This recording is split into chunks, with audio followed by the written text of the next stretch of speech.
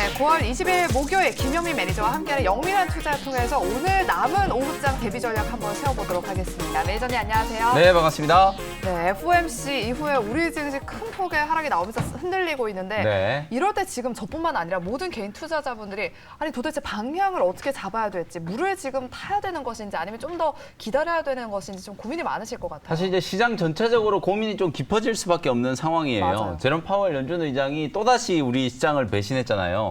오늘 FOMC 회의가 끝나고 나면 이제 불확실성이 단기적으로는 조금 해소될 줄 알았는데 오히려 그러니까요. 이제 시장의 반응은 조금 더 이제 민감한 반응이 좀 나왔던 것 같아요. 다만 아직까지 이 FOMC 회의 결과에 대해서 해석의 여지가 저는 좀 남아있다라고 보여지거든요. 제가 왜 그런 말씀을 이제 드리냐면 당초에는 사실 이제 우리가 6월 달에 공개됐던 이제 FOMC 회의의 이제 점도표를 보면 올해 연말에 이제 기준금리 목표치가 한 3.4% 정도였거든요.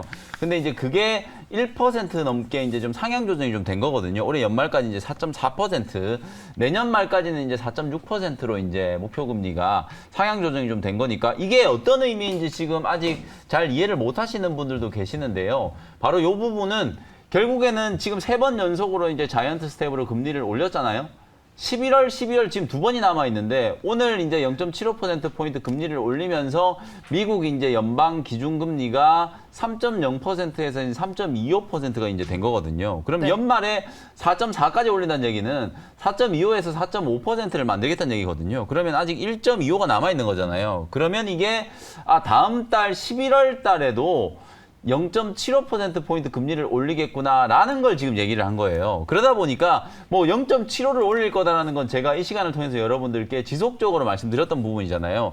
다행스럽게도 1% 그야말로 이제 울트라 스텝을 하지 않은 건 다행이지만 11월 달에 이제 4번 연속으로 이제 자이언트 스텝을 하겠다라는 게 공식화된 거기 때문에 이제 그 부분에 대해서 오늘 시장 금리가 이제 반응을 한 거거든요. 2년물 국채 금리가 지금 4% 넘게 올라갔고 10년물 국채 금리가 장중에 또다시 이제 3.6%를 뛰어넘는 이제 그런 현상들이 좀 나왔기 때문에 아무래도 이제 달러 인덱스가 110일까지 갔죠. 그리고 오늘 원달러 환율 드디어 또 뭐 1,400을 또 넘어섰거든요. 결국에는. 네. 이런 이제 아주 복잡한 상황이다 보니까 개인 투자자분들이 사실 갈피를 잡기가 어려울 수밖에 없다. 다만 이제 제가 꼭 여러분들께 말씀드리고 싶은 부분은 시장이 아무리 좀 흔들린다라고 하더라도 그날 이제 이슈 메이킹을 하면서 급등하는 종목들은 분명히 나오고 있고요. 실제로 그런 종목들을 잡아내고 그런 종목들 쪽에서 수익을 내고 있거든요. 남아있는 4분기에도 아마도 계속해서 전 이런 시장이 좀 펼쳐지지 않을까라는 생각이 좀 들어요. 외국인 기관들이 올해 단 한 번도 수익률을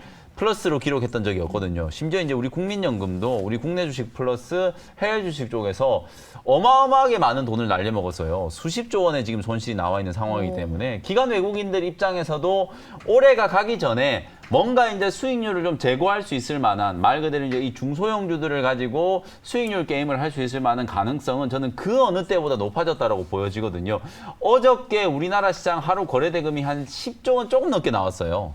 작년, 재작년에 거래대금이 한창 잘 나올 때는 하루에 막 60조 원도 훌쩍 뛰어넘고 그랬었는데 이게 거래대금이 막 5분의 1토막, 6분의 1토막 난 거거든요. 그 정도로 지금 시장의 투자 심리가 좀 무너져 있는 상황이기 때문에 사실은 제한적인 유동성 상황 속에서 아주 제한적인 종목들이 움직일 수밖에 없다. 그러면 이렇게 여러분들 좀 전략을 조금 딱 가둬놓고 생각을 좀 한다면 뭐 수급이 움직이는 종목들을 따라가서 잘 매매를 하는 방법 그거밖에는 저는 이제 시장을 버틸 수 있는 방법이 없다라고 보여지기 때문에 남아있는 몇 개월 동안에는 연말에 이제 수익률 관리를 위한 말 그대로 이제 중소형주들의 랠리가 진행될 수 있는 가능성이 상당히 좀 높기 때문에 개인 투자자분들은 본인이 갖고 있는 종목이 많이 빠졌다라고 해서 무조건 물타기를 한다라고 하면 손실이 더 커질 수 있어요. 대표적으로 삼성전자, SK하이닉스, 카카오, 네이버 이런 종목들이거든요. 네. 물타기를 하면 할수록 손실이 늘어나기 때문에 절대로 이렇게 무거운 대형주들 쪽에서 승부를 걸려고 하지 마시고 가볍고 모멘텀 이슈가 부각됐을 때 쉽게 상승할 수 있는 종목들 위주로 트레이딩 전략을 좀 세우셔야 된다는 말씀을 다시 한번 강조를 좀 해드리도록 하겠습니다. 네, 제한된 유동성 안에서도 중소형 랠리가 하반기까지 이어질 수 있기 때문에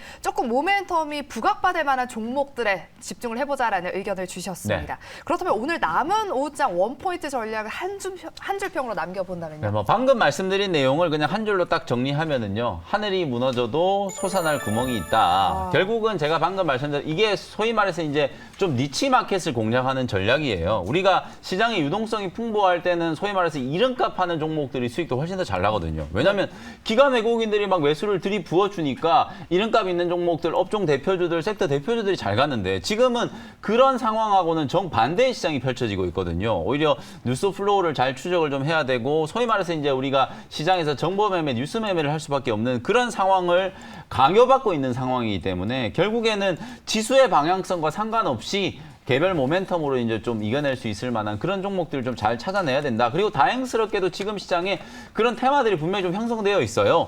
2차 전지 소재 종목들 중에서는 폐배터리 관련된 종목들이 단기 조정이 좀 끝나고 어제부터 제법 좀 강하게 반등이 좀 들어오고 있고요. 리튬 관련된 종목들 대표적으로 미래나노텍 같은 종목들 고점에서 한 30% 조정받았다가 오늘 쓱 올려가니까 그냥 10% 반등 금방 들어오거든요. 이런 종목들과 그리고 이제 새롭게 좀 부각되고 있는 로봇 관련된 종목들 그리고 이제 자율주행 관련된 종목들 이런 중소형주 쪽에서 강한 좀 테마가 형성되는 종목들을 집중을 하신다면 아무리 또 시장이 좀 무거운 분위기를 좀 연출을 한다라고 하더라도 살아날 수 있는 방법이 있을 거다. 오늘도 원달러 환율이 지금 전일 대비해서 무려 15원이나 지금 급등하고 있는데도 불구하고 좀 특징적인 부분이 여러분들 외국인들 수급을 한번 열어보시면 네. 코스피 시장에서도 지금 한 700억, 800억 정도밖에 매도가 안 나와요. 코스닥도 마찬가지거든요. 다른 때 같았으면 이게 수천억씩 매도가 나와야 되는 그런 분위기인데도 불구하고 이제는 원달러 환율이 올라간다라는 게 어느 정도 좀 기정사실화되어 있다 보니까 환율 상승에 대한 이제 외국인들 수급 민감도도 조금 이제 완화됐거든요. 그리고 결정적으로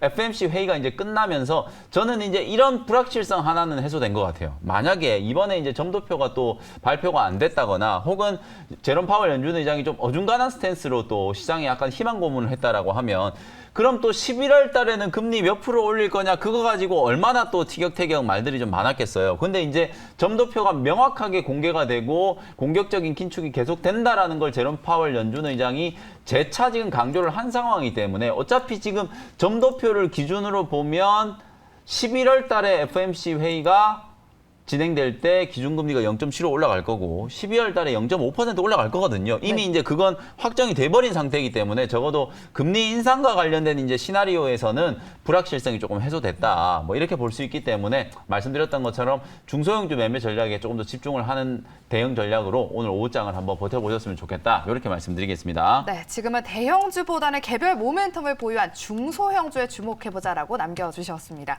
그럼 지금부터는 영민 매니저께서 편입해 주셨던 종목들 한번 리뷰해 볼 텐데요.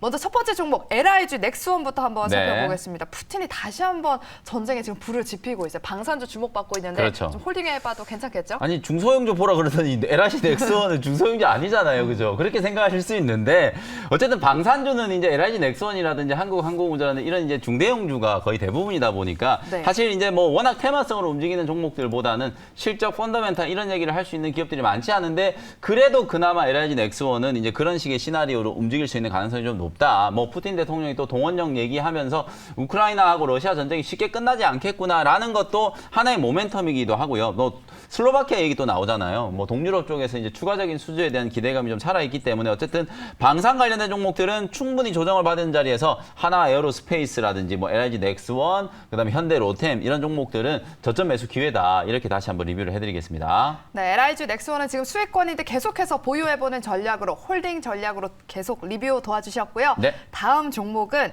하나기술 한번 살펴보겠습니다. 어제 급등이 나왔어요. 그렇죠. 오늘 오전장에도 오르나 싶더니 시장 밀리면서 조금 밀리지만 네. 그래도 수익권이거든요. 저는 뭐 이 수익권이라도 지금 눌림목 기회도 저는 충분히 개인 투자자분들이 매수 접근할 기회예요? 수 있는 자리라고 보여요. 제가 말씀드렸던 중소형주 딱 이런 거예요. 하나기술 시가총액 5천억이고 미래 이제 어떤 장기 공급 계약이 거의 기정사실화되어 있는 상황이고 특히나 요즘에 가장 뜨거운 이제 이 폐배터리와 관련된 이슈. 사실상 이제 폐배터리 공정의 첫 시작은 폐배터리 안에 전기가 이제 남아있는지 남아있지 않은지를 먼저 판별하는 이제 검사 장비가 필요하거든요. 그게 바로 하나기술이 지금 폐배터리와 관련된 검사 장비를 지금 만들어내고 있는 상황이기 때문에 어찌 보면 국내에서 유일하게 폐배터리와 관련된 장비 쪽에서 지금 현재도 매출이 인식되고 있는 기업이 바로 하나기술이고요. 노르웨이의 이제 프레이어라고 하는 배터리 회사를 여러분들이 주목하셔야 되는데 오늘 새벽에 모건 스탠리의 애널리스트가요. 향후에 이제 성장성에 대해서 가장 좀 높은 점수를 줄 수 있는 탑픽 종목으로 바로 노르웨이의 프레이어라는 종목을 꼽았어요. 이 배터리 기업이 향후 10년간 거의 10조 원이 넘는 설비 투자를 통해서 유럽과 북미 시장에 배터리 전진 기지를 만들 걸로 지금 예정이 되어 있기 때문에 바로 이제 모건 스탠리 애널리스트가 IRA 수혜주다라고 딱 찍어서 얘기한 종목이 바로 노르웨이의 프레이어라고 하는 배터리 기업이거든요. 그 회사하고 지금 장기 공급 계약 체결을 논의하고 있는 회사가 바로 하나기술이고 지금 1조 5조 원 규모가 논의가 되고 있지만 2025년 이후에 200기가와트시의 추가적인 또 증설 투자가 예정되어 있는 상황이기 때문에 더 큰 규모의 장기 공급 계약이 또 나올 수 있는 기업이거든요. 너무나도 저평가되어 있는 기업이고 특히 2차 전지 소재 기업에 비해서는 정말 현저하게 지금 싼 가격에 거래되고 있는 기업이기 때문에 주가가 뭐 어저께 다소 올라왔지만 저는 충분히 더 갈 수 있다고 보여지고요. 단기적인 목표 가격은 뭐 82,000원 말씀드렸는데 중장기적으로는 10만 원 넘어가도 이상할 게 없다. 이렇게 말씀 좀 드려보겠습니다. 네, 이렇게 종목 리뷰는 여기까지 들어보도록 하겠고요. 그럼 우리가 오후장에 눈여겨봐야 될 중소형주 네. 두 가지 종목 중에 첫 번째 종목은 어떤 게 있을까요? 네, 첫 번째는 로봇 종목이에요. 요즘에 제가 거의 뭐 하루가 멀다고 로봇 종목 계속 말씀드리고 있는데 또 후속주 준비해왔거든요. 네. 8,180원 현재가로 T-로보틱스라는 종목을 편입을 한번 해보도록 하겠습니다.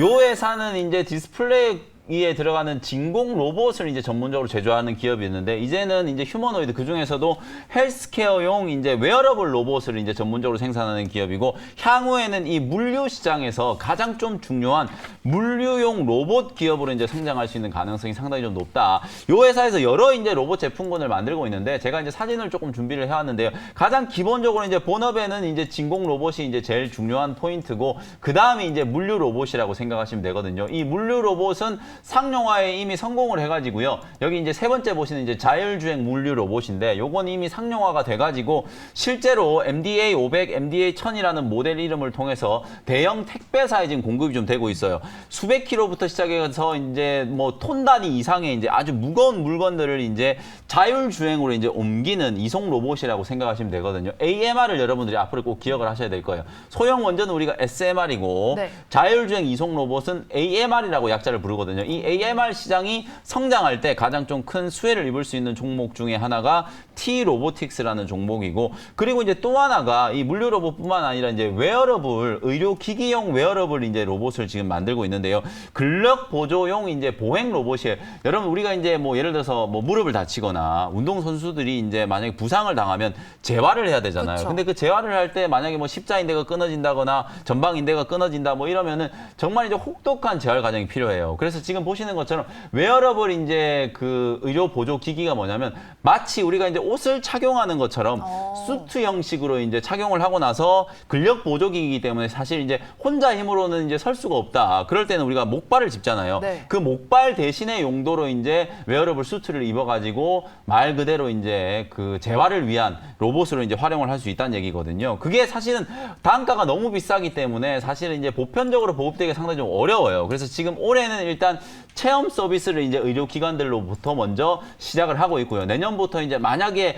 의료보험 수가가 적용이 좀 된다면 훨씬 더 좀 빠르게 이제 보급이 될 수 있는 가능성도 좀 높기 때문에 두 개의 이제 성장 동력이라고 생각하시면 돼요. 방금 제가 말씀드렸던 웨어러블 의료 보조 기기를 만드는 이제 로봇과 또 하나는 이제 물류 관련된 자율주행 이송 로봇 요 두 가지가 T-로보틱스의 이제 새로운 성장 동력이 좀 될 가능성이 높다. 지금 당장 이제 실적은 뭐 다른 로봇 종목들과 마찬가지로 뭐 그닥 보잘게 없지만 미래 이제 성장성의 측면에서 봤을 때 상당히 좀 긍정적인 면이 있다라는 거고요. 주가의 위치가 뭐 아직도 좀 바닥권에서 움직이고 있는 자리이기 때문에 충분히 개인 투자자분들이 오늘같이 어려운 시장에서 좀 관심을 가져볼 만한 중소형주다 이렇게 말씀드리도록 하고요. 목표 가격은 일단 9,500원 정도까지 1차 목표가 설정을 해드리도록 하고요. 손절가는 딱 직전 박스권 하단 7,000원짜리를 손절 라인으로 제시를 한번 해드려 보도록 하겠습니다. 네, 이렇게 첫 번째 종목은 T-로보틱스였고요. 가격 전략까지 체크해 보시기 바랍니다. 그렇다면 두 번째 종목은 어떤 종목일까요? 두 번째 종목은요. 에이테크 솔루션이라는 종목인데요. 12,500원 현재가로 편입을 한번 해보도록 하겠습니다. 이 에이테크 솔루션이라는 기업은 사실 삼성의 M&A 얘기만 나오면 무조건 빠지지 않고 나오는 기업 중에 하나예요. 실제로 삼성의 이재용 부회장이 경영 일선에서 말 그대로 이제 총수 역할을 하기 시작했을 때 가장 먼저 이제 M&A 대규모 M&A를 했었던 게 바로 하만이라고 하는 전장회사를 인수하는 거였거든요. 그게 네. 2016년 11월이었어요. 우리나라 M&A 규모로는 SK 하이닉스 다음으로 역대 두 번째 규모였고요. 삼성그룹 차원에서는 최대 규모의 이제 M&A를 했던 거예요. 근데 하만이 이제 인수하고 나서 뭔가 이제 좋아졌다라기보다는 좀 포지션이 좀 어정쩡해요. 왜냐하면 삼성그룹이 지금 당장 뭐 자동차를 만들 것도 아니고 최근에 이제 뭐 전장 사업부를 따로 만들어서 이제 TF를 발동을 하기도 했었는데 아직까지는 경쟁사인 LG전자라든지 LG마그나에 비해서는 전장 사업 부문이 크게 주목을 좀 못 받고 있거든요. 오늘 이제 이재용 부회장의 M&A와 관련된 이슈 때문에 ARM 인수한다는 게 대대적으로 지금 공식화되면서 가온칩스라든지 넥스트칩 같은 이런 종목들이 10%가 훌쩍 넘게 이제 급등을 하고 있잖아요. 그러면 삼성이 사실은 지금 120조 원이 넘는 현금성 자산을 가지고 있는데 ARM의 시장 가치가 지금 한 50조 원 정도로 평가를 받고 있거든요. 그러면 ARM을 만약에 삼성전자가 통째로 산다라고 하더라도 뭐 프리미엄까지 감안을 해도 거의 60조에서 70조 원의 현금이 남는다라는 얘기거든요. 그리고 사실은 현실적으로 봤을 때 삼성이 ARM을 이제 통째로 인수할 가능성은 거의 없고 지분을 이제 쪼개서 사실상 이제 경영권에 참여하고 이사회에서 이제 좀 더 강한 목소리를 좀 낼 수 있을 정도의 이제 수준으로 지분을 인수할 가능성이 높거든요. 그러면 ARM이 지분을 인수를 하고 나서도 워낙 많은 이제 현금을 가지고 있기 때문에 분명히 다음 M&A를 이제 고민을 하게 될 텐데 다음 M&A에서 가장 좀 가능성이 좀 높은 게 차량용 반도체와 관련된 기업 내지는 전장과 관련된 기업이 될 거예요. 그러면 앞서 이제 우리 생쇼에서 소개가 됐지만 넥스트칩 같은 종목은 둘 다 엮이는 거거든요. 파운드리 쪽으로도 엮이고 차량용 반도체 쪽으로도 엮이고 에이테크 솔루션도 마찬가지로 이제 금형 사출을 이제 전문적으로 하는 기업이고 왜 이 회사가 M&A 얘기만 나오면 시장에서 이제 주목을 좀 받고 있냐면 삼성전자가 바로 이 에이테크 솔루션의 2대 주주거든요. 정말 뜬금없이 지분을 15% 이상 지금 보유를 하고 있기 때문에 네. 삼성전자가 2대 주주 지위를 지금 가지고 있는 한